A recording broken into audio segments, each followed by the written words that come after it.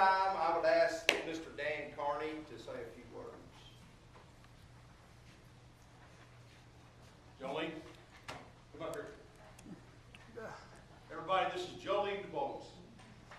She is the court coordinator for this court and has been here forever.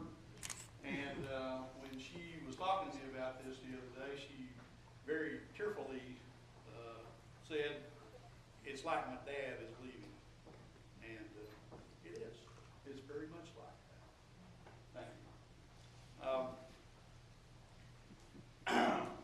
I made some notes, and I'm going to try to stick to the script because it'll go pretty quickly that way. And I don't want to get too wrapped up in this because it's going to be easy to do. I need the strength to get through this one, okay? My name's Dan Carney. 10 years ago, I stood in this spot right here, and I stood beside Melinda, and I stood beside Don, and I had the privilege of administering the oath of office to him. And I said at the time on that day that what was about to be my loss and the law firm that we worked for's loss was about to become one of the best selections this county ever got. And I stand by those words. I was right, and he proved me right by the way that he's run this office. For 16 years before that, we sat 30 feet down the hall from one another. I had his sage counsel and advice through all that time, and we built a practice. We sweated a lot of payrolls, trying to make enough money to pay these folks, and we got really close. To kind of understand a little bit more about it, you need to hear a little bit about Parker County ancient history. And Billy Kane's here, and Roy Joe Grogan is right back there, and we'll bring them into this a little bit. Larry Fowler sitting right back there. You know, we were real similar in a lot of ways. We were totally different in a lot of ways. I grew up on a little ranch out here north of town, about 5 miles.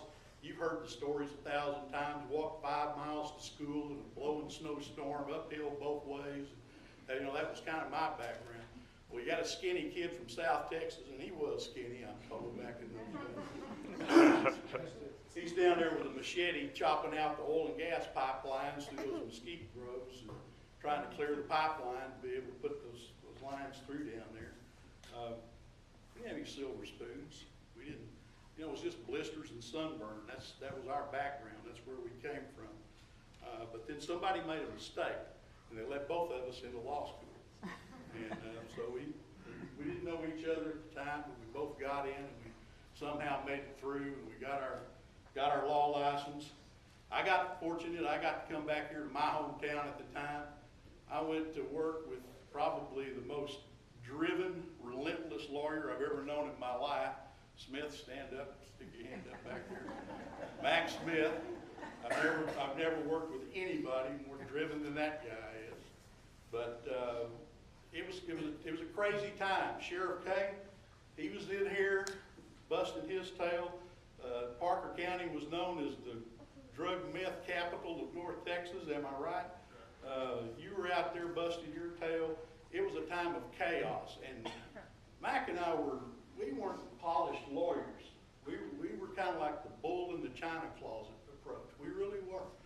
We stumbled around with Billy Kane and Jerry Blaisdell, all those officers back in the day that were doing that stuff. We were following in the footsteps of Roy Joe Grogan sitting right there. He can tell you the stories about crawling up in the what was his name, the gambler? Boston Smith. He was the guy that showed us how to do it. We were crawling up he was crawling up in the middle of the night up to Boston Smith's place, the big gambling house out there on the Tarrant County line, and kicking in doors, and we were doing everything that good lawyers aren't really supposed to do, Robert. I mean, you know, we were going to the autopsies and going to the murder scenes and doing all that stuff. It was a crazy time. It was a heady time. And I needed some stability in my life, to be frank with you, whenever Don Chrestman came to town. Well, he came here in the late 80s, and he opened his practice. He brought this wonderful lady and brought what ultimately turned out to be some really fine people in this community. Of course, Melinda grew up here. That's why they came back here. And he opened his practice, and for whatever reason, he decided that he would make me his friend. And so we became friends. And then finally in 1984, he talked to me and we decided, yeah, let's do this. And I had to make a tough choice because I was having a lot of fun, but I wasn't making any money. And I had a beautiful wife, Sandy right there, had two kids coming along.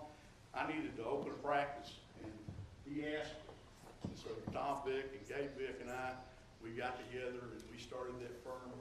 And like I've already told you, for 16 years, I had the distinct privilege of sitting down the hall from him.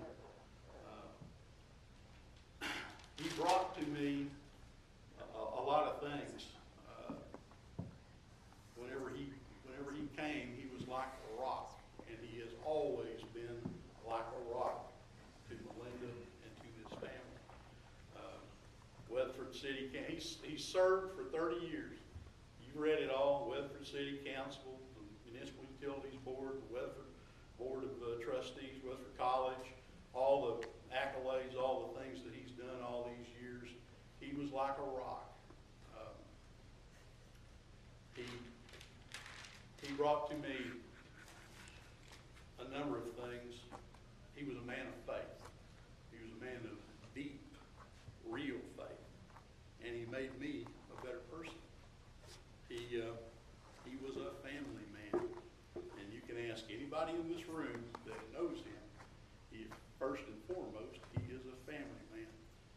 During that 16 years, there wasn't a day that he didn't brag, and I do mean brag, about every one of you guys. He loves you. He loved you then. He loves you with all of his heart. He is a true family man. Getting back to what Judge Quisenberry said about the kind of person that we want in this office, he was a man of integrity. He taught me how to zealously represent our clients and how to do it with character, how to do it honestly. And I will forever be grateful for that. He was even something of an outdoor man. From Montana to Mexico, we hunted and fished. And I don't know if he had Kramer's in here or not, but he could tell you a bunch of stories about cut ankles in hot springs and trying to haul an elk off the top of the Colorado mountain. There are too many stories to talk about. So he's done so much while he's been here. Things that you would probably never know about. Started a peer support group among repeat DWI offenders. Got these guys to mentor these young kids that come in with their first DWI cases and talk to them about how their lives are being ruined by doing this. Setting up a program like that to get to those people early on. Helped establish a drug rehab program in the Parker County Jail for people that are waiting to go to trial. Very unique, innovative program that helped these people.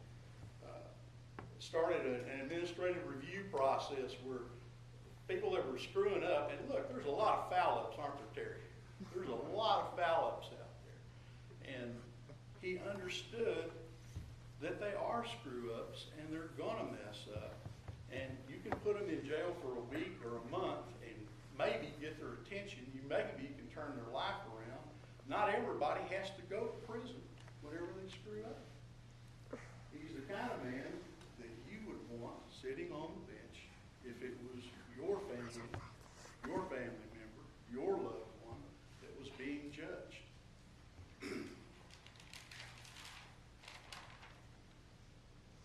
Common sense, fairness to everybody, and I think probably one of the most complimentary things you could say about him, he was a gentleman to every person that came in front of him. It didn't matter how weak or how pitiful or who they were.